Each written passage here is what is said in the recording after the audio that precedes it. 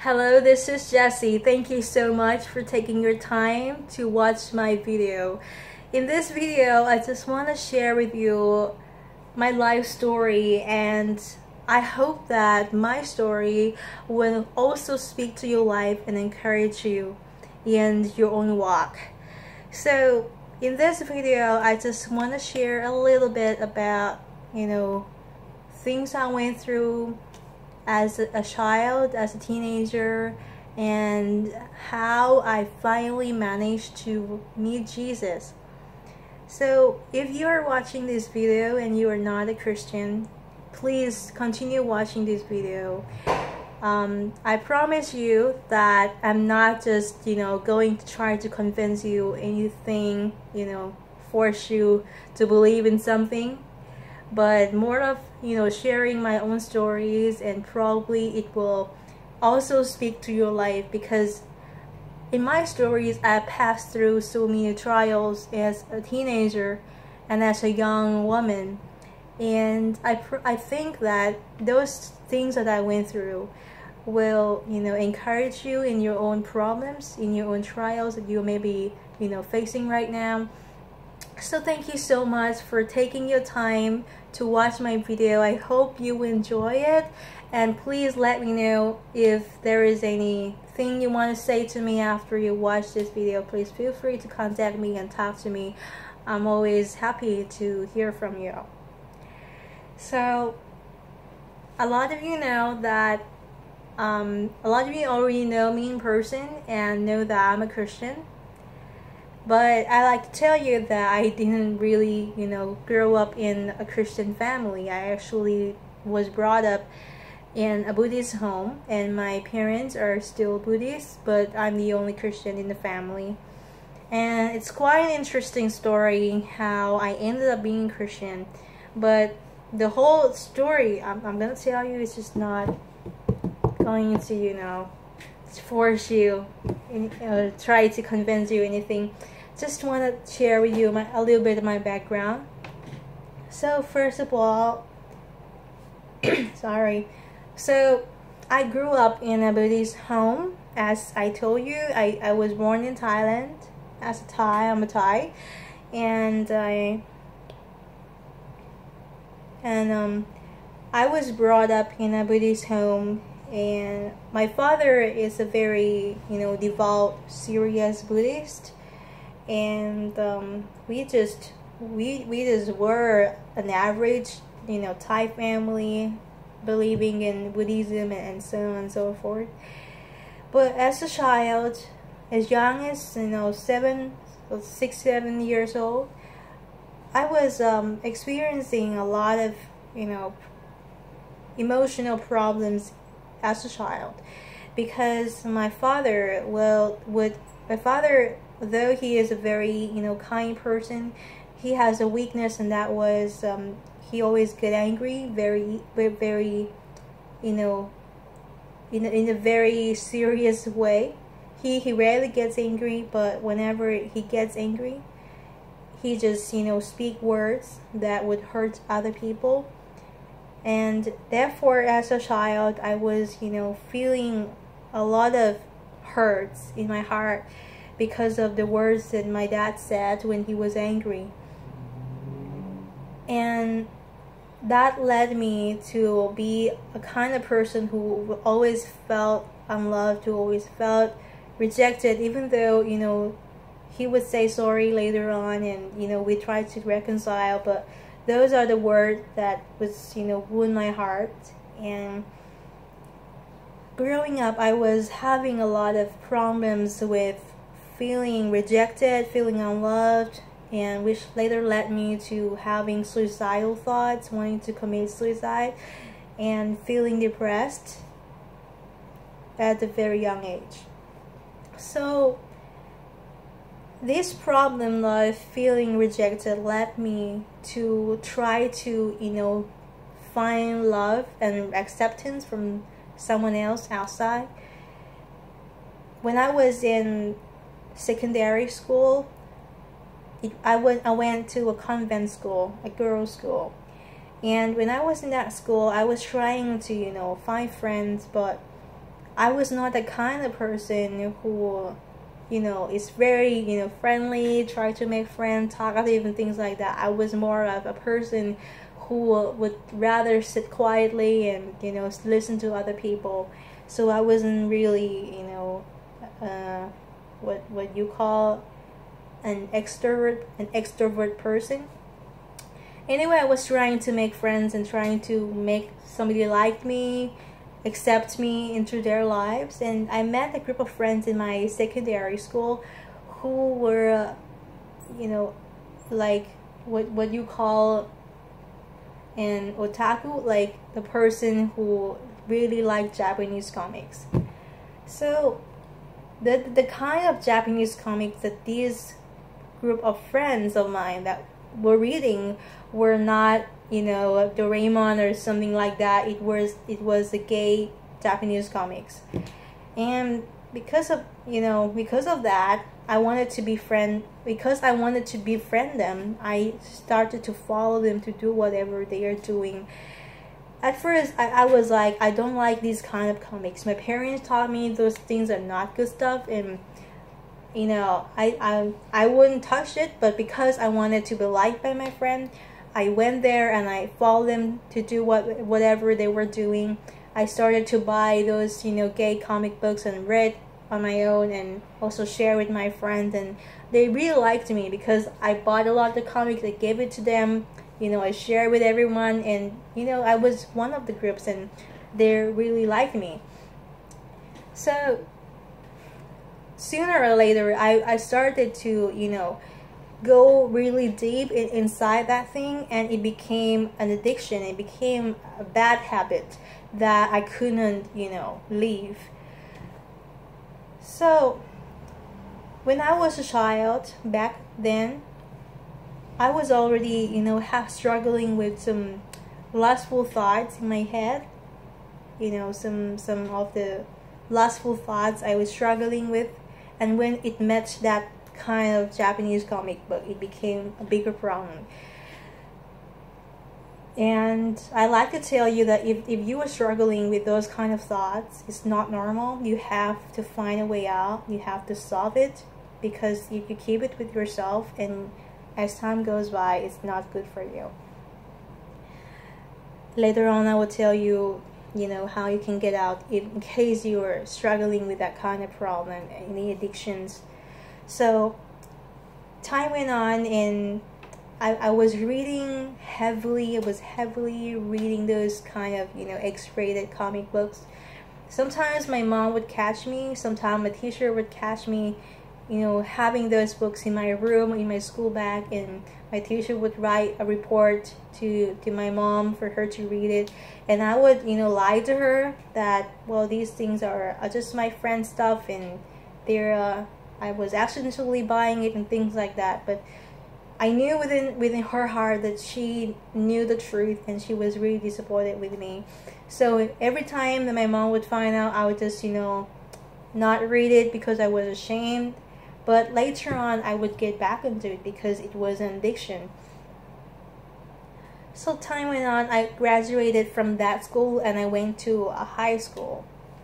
And that's where life started to offer me acceptance that I was looking for. Because in my high school, it was an English-speaking school. And in that place, I was a very popular student because I got a very good grade and I could speak good English. Because in that school, it was an English-speaking school, I was able to, you know, learn English fast. And I started off going to that school. I didn't know much about how to speak English, but I tried hard, I studied hard, and I was able to speak English the way I'm speaking right now within 2 years of being in that school. Teachers started to, you know, push me in the spotlight, making me to compete in a speech contest, and that's why the whole school started to know me. And at one point, I decided, because, you know, Thailand's weather was hot, and I just decided to have a short hair. My hair was like so short, like men's hairstyle. This one I have is super long, but that time I had a short hair, and it was like super duper short, like think of your dad's hair or something like that. It was that short. So after I had a haircut, I went back to the school, and girls started to think that I was handsome, like a person who was a tomboy, being handsome. And they started to like me. And at that point, as I was craving for attention, when I went there and I found out that girl liked me because I looked handsome in my short hairstyle, I just kind of, acted like a tomboy in that school. And so whenever I went up on the stage to deliver speeches, whenever I went up on the stage to do something, I just walk into school, people would be looking at me, screaming at me, blushing and giggling behind my back. I would receive, Valentine cards and chocolate cards from girls and things like that. And in that school, I found out that I had a talent in public speaking. If you are my friend from university or somewhere and you have seen me making speeches before, you know that I really can speak. But when that time I found out that I had a talent in public speaking, I thought that, well, that is going to be something I want to do later on in life, like being a professional speaker and things like that. Plus, my depression, loneliness, and bad feelings I was having inside, I wanted to get out. And so I started to read books. I started to read, self-help book, self-development book, psychology books, try to, find a way to be happy, find a way to feel better about my life. Well, I thought that the key to happiness was lying within me. That's why I wanted to explore inside of me, like, how can I bring out my potential? How can I bring out the best in me to achieve something great and be happy? I thought that, well, the best way to be happy is to do something great, to do good, and to think well, and to think positive, and to achieve dreams. If I could have like $1 million, if I could be famous, I would be finally happy. So because I was studying those self-help books, self-development book, new age, like The Secret and psychology and all sorts of things, I really was deep into those things. And combining it with public speaking, I decided to be a motivational speaker. A motivational speaker is a person, who speak and motivate other people, making them to be inspired and be on fire to do something. Like, you can go to a company and the workers there are like, well, I don't want to work. So a motivational speaker will come there and you say, you have to work, you will go and be very rich, things like that, and make them to be alert and be on fire. That's just like sort of one of the things that the motivational speaker does. So I started to practice those things. I bought like so many books and read them. I had like the bookshelf over there is like all of my books. So I bought lots of books. I started to read and practice those things like psychology, positive thinking, new age, self-hypnosis, and NLP, and so many things. All the theories that I have ever learned, I try to practice it and try to teach it to other people. So because I thought that in order to be happy, I must be successful. So at the age of 16 or 17, I already started to be a motivational speaker. I went to schools, to meetings, conferences, to a big company to speak to people. I receive invitations. Sometimes I invited myself. I just ask, okay, do you want anyone to speak? And they say, okay, yeah, go. But sometimes I got invitations to go and speak somewhere. And you can imagine at the age of 16, 17, I was already, you know, somebody who would stand in front of the big crowd and speak to people, teach adults how to be happy, how to be motivated. So I was kind of living, you know, a perfect life as seen from the eyes of people outside. That, okay, this girl is just so successful. Many people liked her in school. She already, you know, working as a motivational speaker and things like that. So that time, people really admired me with outside and inside the school. But in my own private life, I found out that, you know, those theories, the psychological theories, self-help theories, new age theories, and every theories that I learned and I taught other people were not actually giving me happiness. I mean, I try so hard to motivate myself. I try so hard to do what I love to do. I try so hard to live my dreams. I had a lot of people liking me, admiring me, clapping for me, and everything. But in my own private life, that longing in my heart to be happy was not met. I was still asking myself, where is happiness? You know, I could be happy when I spoke to a lot of people and people clapped for me. I was happy just that moment, and I went home and the happiness was gone the next day. You know, happiness is something that was so short. It just, you know, happened in one moment and it went away the other moment.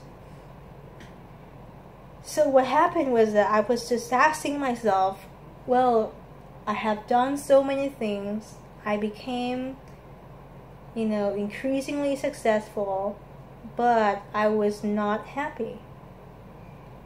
I tried to talk to a lot of people, like the successful people who were mentoring me, and one of them even, you know, told me that she was a Italian's famous motivational speaker. I asked her one day, well, are you always happy? She said, well, no, you can't always be happy. So I realized that those theories are not there to make me forever happy. So I tried to look for other alternatives, how I could ever be happy, because although I was, you know, teaching other people how to be happy, I myself was not happy. So one day I started to go back to, you know, those kind of sins that I was committing when I was younger. You know, those kind of reading gay comic books and things like that. But those time it got worse, and I started to watch pornography. The reason why I'm openly telling you this is because, first of all, I'm not ashamed to tell you what happened to me, because God has already solved it. And in case you are also suffering and going through those kind of things, or will go through those kind of things, thinking, well, this is pornography, is a cool thing. Well, I want to tell you something. It's not. It's bad for you. And don't ever think that this is how to be happy. Don't ever think that sex will give you happiness, because it can't. It can't give you the everlasting happiness you're looking for. It's just a temporary thing, and one day you will be gone. You know. So back to the story. I started to go back to, you know, pornography and all those things to find, you know, little enjoyment in my life, because at that time I was depressed. I wasn't happy. I tried to find a way to be happy. And that's where I went to pornography. And from pornography, I went to masturbation. I went to, you know, bisexuality and all sorts of things. And I'm telling you, the more I went deep, the sadder I became. The more I thought those things would give me happiness, the more I found out my life was in a cage. My life was trapped and I couldn't get out. The moment you got into pornography, you thought, well, this is just something that you're just gonna try for one day, and if you don't like it, if it doesn't work for you, just, leave it. But before you realize that, it became an addiction for you. It became something that you found yourself, you couldn't get out. And it's a horrible thing, because when you can get yourself in something and you cannot get out, you're helpless.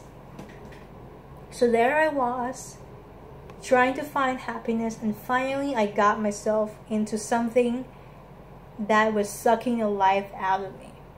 My life was so dark that time, and I knew I was sinning, but the problem was I don't know how to stop myself. And one day, one of my mentors invited me to his church. I grew up, going to Catholic schools. I kind of know what Christianity is all about, but I didn't have any idea, because I went to, Catholic school, and I would, see statues of Mary and Jesus and all sorts of things, but those things didn't, it's just like, statues. Why would you want to? Buddhism is already having lots of statues, so why would you ever want to go to another statues? And I was attending, mass, Catholic mass, singing songs, and those things didn't really attract me. But the church that my mentor that time invited me to was not a Catholic church. It was a Protestant church. And when I got to that church, I heard the music. It was an English-speaking church. I heard the music in that church, and the music was so full of life. It was so colorful. It was so alive. It was not dead music like la la. It's like, it's full of life. When you feel it, it gets inside your heart. And I was so happy. I was so joyful. I was wondering, like, is there such a place on earth? Because I never heard the music like that before. Well, I went to that service. I didn't understand a single word that was spoken in that church. I didn't understand anything they said, but I knew that there is something in the air that was so joyful, so lively, so, the atmosphere is just so heavenly. I went back home and I talked to my dad. He wouldn't let me go back because he don't like me to be a Christian. So anyway, life went on. I did ask God that he would make me go back to that church one day, that I wanted to be Christian one day. But life went on. I was still watching pornography. I was still doing masturbation. I was still doing, all sorts of things. And it got like super dark. It was super dark within my heart. I don't know how to ever be happy. I searched everywhere. I read hundreds of books. I've done all sorts of things, but I wasn't happy. And as I was sinning, I felt that God was watching me. Now, I live in a house that has a lot of, images, of Buddhist images.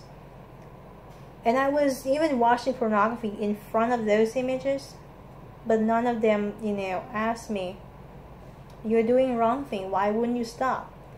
But when I was in my room, masturbating and doing all sorts of things, I felt that God was watching me out from the sky, and his eyes saw every activities that I was doing, and I felt that I was sinning. I knew God was watching me. I felt his eyes pierce through the ceilings and looking right and direct at what I was doing. So what happened was, I started to tell God God, I know you're watching me, but I can't get out. I can't stop myself. I got myself into something and I cannot get myself out. I started to tell God, well, I will quit it eventually, but it is addiction, Life went on and I couldn't get out of that thing. So one day, I was so tired of life. I was so tired of the things that I was into, the things I was doing, and I felt so dirty and so filthy because of what I was doing. I felt nobody in my life knew what I was up to. Nobody knew my problem. I was all alone, and I felt that I never told my parents, I never told my friends about it. In fact, if you are my friend that time, it is the first time you actually know my problems. So I never told anyone. I felt all alone. I don't know how to get out. One day I was so sick and tired of those things, and I just told God, well, God, I really want to quit this. And that day in the night, one day at night, I was in my room, same place, and the same urge came over me to go back to sinning. But I told God before that I would quit. But that night, I was sitting in my bed, and the same urge was there, wanting me to go and sin one more time. So I was about to do it, but a thought came into my head and said, this time, no more. So I decided I should leave my room, because if I continue to sit there, I would eventually do it. I'd rather go to where people are so that I can't, do it. So I just got out of my bedroom, opened my door, and shut the door behind me. And that was when God met me. God met me, and there was light in my heart, and darkness just went away, and I was having an immense joy and peace that I never ever had before since when I was born. The kind of joy that Jesus gave me that time was far, far, far, far, far beyond anything that the world can offer to me. No amount of sexual pleasure, no amount of clapping, hailing, screaming, and everything, all success I've been through, everything, those kind of things that gave me happiness, that joy that God gave me that very moment, and from that moment on, was far greater than anything that the world could ever offer to me. In fact, I would say that the joy, happiness that God gave, there is happiness, there is joy, because joy is greater and bigger than happiness. But the world doesn't know joy because the world doesn't know God, and only God can give a person joy. And that joy was far greater than anything I have ever felt in my life. That I felt that all those things that I have done before, it's just worthless. It's nothing compared to that joy that Jesus gave me. So I was light. I was heavy before, I was light. And the next day, you know what? The urge is gone. I no longer watch porn, I no longer masturbate, I no longer wanted anything that the world had to offer me, because God has ended every addictions I ever had in my life instantly when I walked out of that door. He met me. So that's just how I became a Christian. Ever since I've been a Christian, that joy is always ready for me. I no longer look for other things just to be happy, because I know that there's nothing like the lasting happiness, but only God can give the joy. So as I'm talking to you right now, you might be in darkness, you might be in addictions, you might be in some sins that nobody knows about, but only you know about it. No, even your parents may not know about it. Even your teachers or your friends may not know about it, or your siblings may not know about it. And there's something that in you that is telling you that you are in the wrong thing and you want to get out. You don't know how to get out. Or maybe you may be someone who have been searching for happiness everywhere. You have been through everything, you have tried everything, even drugs, alcohol, and everything, but you can't find happiness. And you feel stuck and you want to start a new life. I'm telling you what the world may not tell you, even the voices that were speaking to you, even yourself may not think that there can be a way out. You may feel like you're stuck. And you may think that if you have the next thing, if you get the next success, if you have the next money, if you have the next, go to the next level, you will be eventually happy. But you look back into your life and you know that every success, everything that you have ever got in your life, no matter how good they are, they can't give you a lasting happiness. See, if you're watching me right now and you are in that position I was in, I want to tell you there's a God somewhere looking at you and He cares about you. He'll love you and He wants to save you out of the mess you're in. You don't have to mind all those things you are in. I mean, you don't have to think, well, I'm too bad for God to love me. Because I was so bad. I was a sinner and God didn't mind that. He still loved me because Jesus died for us. Even before we ever say, God, we are sorry. Jesus died for us even before you and I was born. And that is because Jesus doesn't require that you are a good person before He will begin to love you. The Bible says that when we were sinners, God died for us. When we were bad, God died for us. And this is exactly what you have to know. That there is a God who created you. There's a God who loves you. There's a God who made you, and He longs for you. And He wants to help you today, no matter what you're in right now. Just call out to Him. If you doubt what I'm saying, if you doubt if God is true, you can pray, God, if Jessy is saying the truth, if she say the right thing, if indeed you exist, please show me, and He will show you. And right now, if you are searching for happiness and you can't find it, I want to tell you that Jesus has the answer for everything, and He loves you. He wants to spend His life with you. He wants to be your friend when you are lonely. He wants to heal you if you're sick. He wants to be there for you, and He wants to be your eternal friend and eternal Savior. Jesus loves you. Thank you so much for watching my video. God bless you, and I wish you a great day. Bye.